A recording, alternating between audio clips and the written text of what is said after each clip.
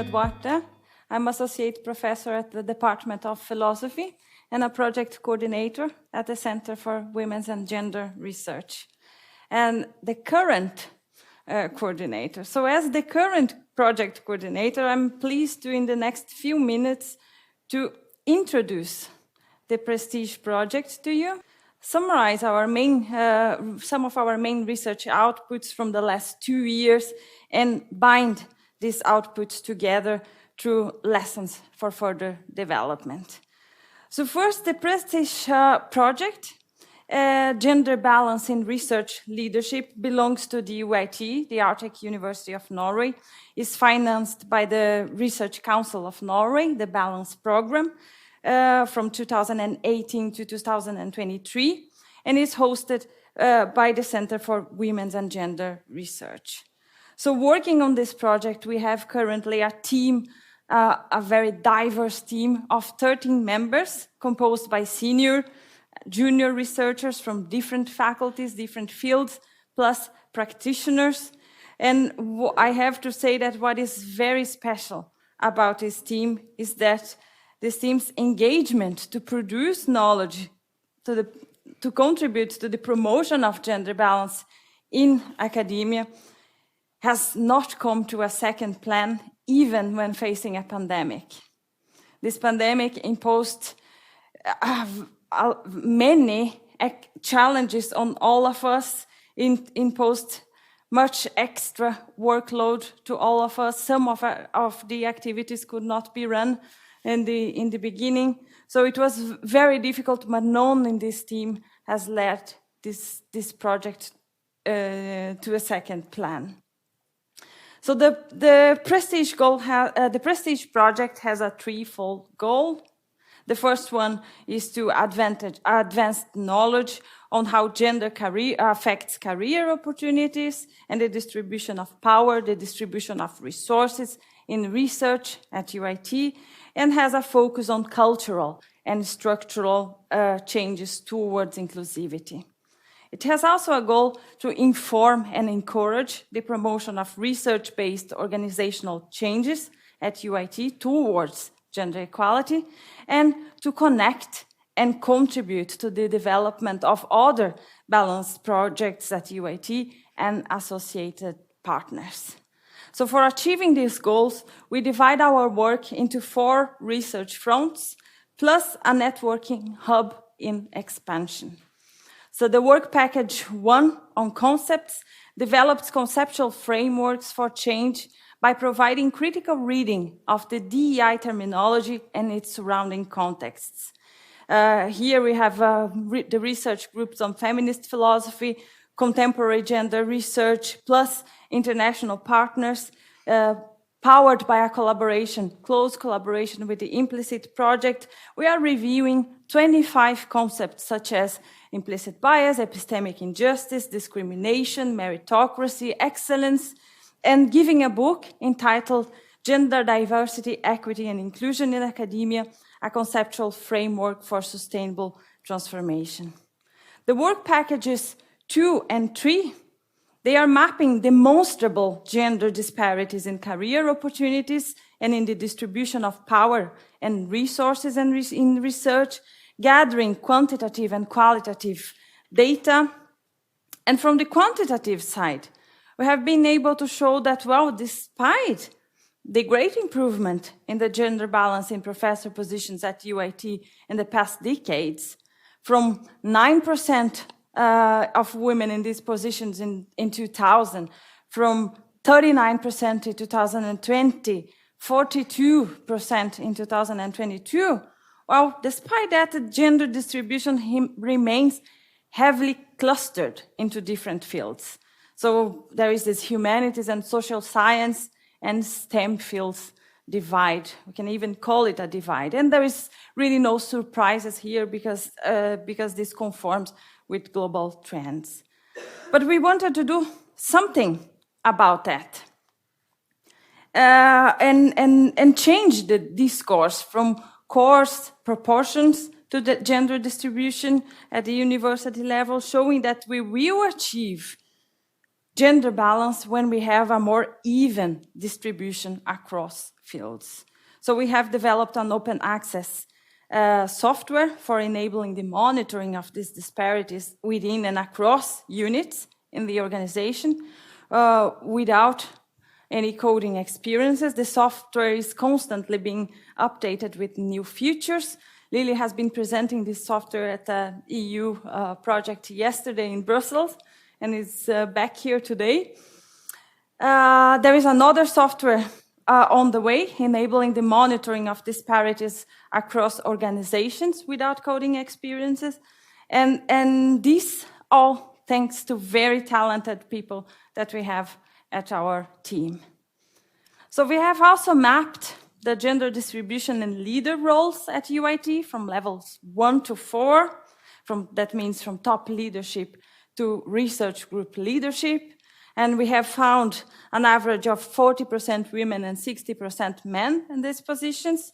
For the research group leadership, we dug a little bit further because we wanted to know whether these results were actually positive or not. What is happening to the position of research group leaders? Is that becoming more service-oriented or not? So we found out something very interesting, that if we distinguished management and leadership tasks, while men and women tend to perform management tasks equally, men tend to perform more tasks associated with leadership. Regarding research projects leadership, we have mapped the gender perspectives on motivation, capacity, and institutional support for applying for external funding as a PI, and preliminary analysis shows that while motivation and capacity does not seem to differ by gender, men report to receive slightly more institutional support than women and than other members of the gender spectrum. In the final quantitative study we have conducted was a workplace climate survey mapping the experiences of gender-based discrimination at UIT. And we found out that there are very small differences regarding men's and women's sense of belonging and social approach motivation. What is good news is that both sense of belonging and social approach motivation were reported in high rates by both gender groups. We have found very small differences regarding experiences of discrimination and stereotyping. Both were reported in very low rates by both genders, but it's still possible that gender-based discrimination is more prominently felt by women in units where women are unrepresented, while this has no significant effect on male employees. On the qualitative front, then we have conducted dialogues with selected group of head of departments. We have conducted focus group interviews with 8 groups of early career and senior researchers at UIT. Preliminary findings show that they identify a good research leader as being both a caring person and an expert, and that the main obstacles for being a good leader are excessive workload from the combination of administrative and academic tasks, unlimited demands on availability, and time constraints.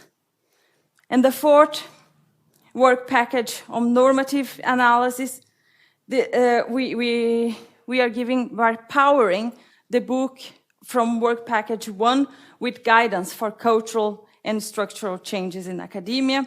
We have integrated feminist and gender perspectives in PhD education, and we integrate these approaches into the UIT leadership training program, not only by delivering the course material, but by giving a lecture.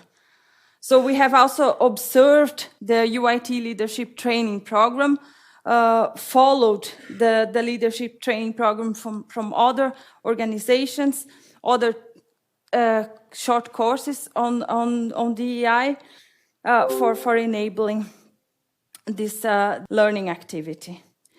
And in the network, well, this network is in expansion. It includes the Balance Hub from Norway, the UIT Balance Hub and partners, and I can see some of the partners here, the FemFil and Kongen research groups, the UIT Equality and Diversity Committee, and the nearly up and running the Arctic 5 network for gender balance in academia. To conclude, our data shows overall that UIT is a very good place to work, is a very good place to study, that a tradition of work for gender balance in the organization has led to some positive results. We might have some experience here and some knowledge to share with other universities in Norway and abroad, and we need to perhaps expand the scope of our project, perhaps with this new network towards the Arctic 5 universities. So some lessons that can be taken from the project by now. Structural and cultural changes cannot be passed on into to a model that for reducing blame also reduces responsibilities.